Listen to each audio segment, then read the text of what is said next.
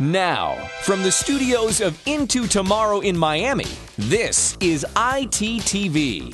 Howdy, tech fans. Welcome back to another Into Tomorrow update, brought to you by these fine folks over my shoulder.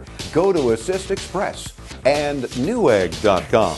I'm Dave Graveline on Casual Friday. We're gearing up for our upcoming 5 weeks on the road tour with broadcasts from Berlin, Germany at IFA, one of the world's largest consumer electronics trade shows, starting next week, by the way.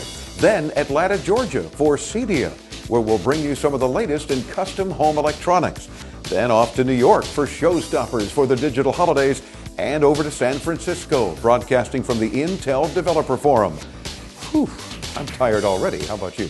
Anyway, don't miss a beat. We've got a lot of exciting announcements coming up soon, so log on to graveline.com for all the audio, video, and pictures, and be sure to stay tuned.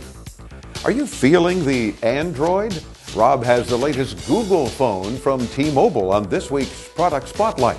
After way too much time on the beach, Rob is asking if it's worth upgrading from your G1, or perhaps take your first Android plunge. Here's Rob. Thanks, Dave. I have a special guest with me this week. It's Christine, the intern. Thanks for being here with me. She's a Google phone user, the G1 on T-Mobile, so I wanted to get her take as to what she likes and what she doesn't like about the G1. So tell me. Well, what I really love is how customizable the home screen is. I can get in there and really make it my phone. And I also love how easy the Google apps are to use as well, like the calendar and the Gmail and the Google Maps. It's really user-friendly and saved my life on many occasions. What don't you like about the design? What I do like about the design is that I'm an ex-sidekicker, so it has keyboard and buttons for me to touch. I'm really hands-on, so I need the buttons, but it has a virtual keyboard for those that prefer that as well. Do you think it's a little bulky?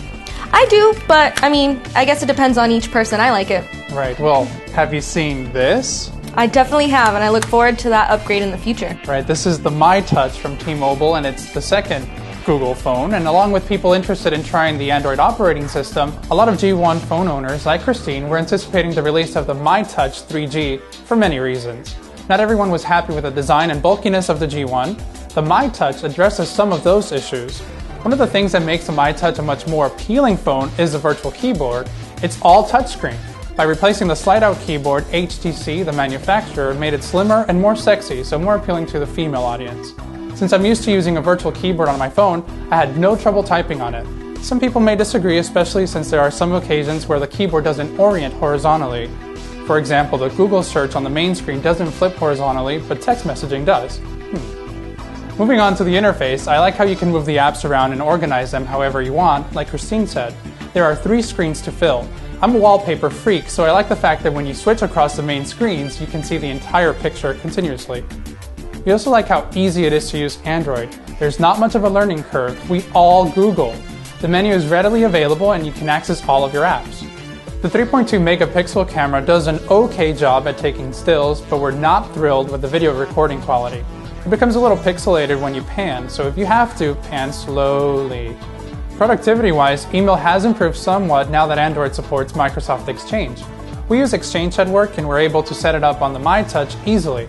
It also supports Gmail, obviously, and other POP3 and IMAP accounts. However, it doesn't support syncing of contacts and calendars from your Exchange server. That's a huge bummer. So unless you sync contacts and calendar appointments through Google, you'll only be half productive with the myTouch. We also like the notification pane where you see all of your alerts at the top. It's kind of like pulling a window blind down. When you're done, just push it up.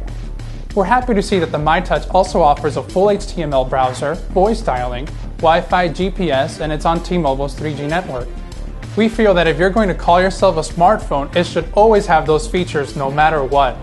Like all phones, the myTouch isn't perfect. It lacks a standard headphone jack, and that upsets me being a music fan. HTC forces you to use a USB adapter for your headphones. What do you think about that? It's kind of annoying. I think so too. Well, do you want to trade? Don't mind if I do. Well, that does it for me this week, and thank you, Christine, for being with me. I'll see you guys from Berlin very soon. Back to you, Dave.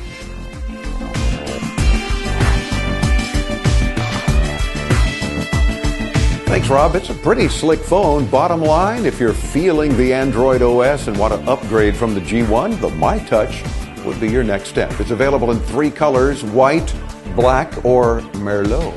for $199 with a 2-year contract on T-Mobile. Are you interested in using an Android phone? Why? Call us at 800-899-INTO and win prizes for participating on our weekly radio show. This ITTV Into Tomorrow TV update is brought to you by Go to Assist Express.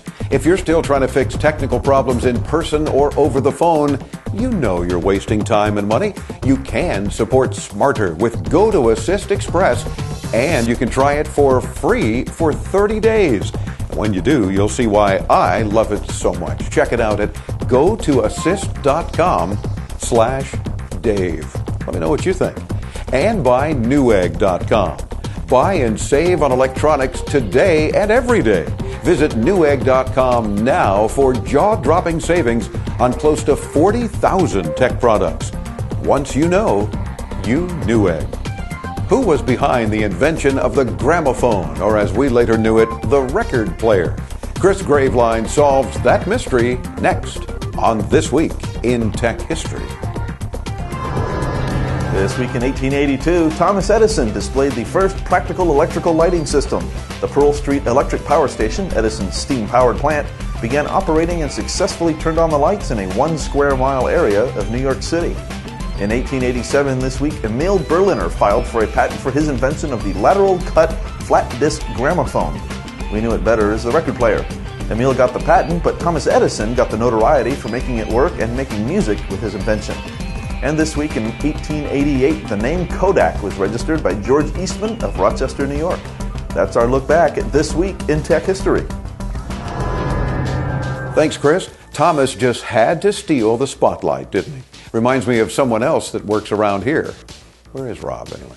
Would you like to win some fabulous prizes? We've been telling you about our ongoing summer-long giveaway. And if you hurry, there's still time to win, but the summer's ending very soon. Sign up right now at graveline.com, and good luck.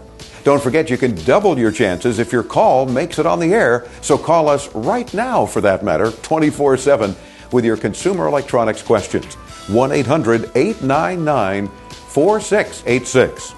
You can also Skype us from anywhere in the world, anytime. Thanks for joining us Into Tomorrow. We'll see you next week from Berlin, Germany at IFA. Auf Wiedersehen.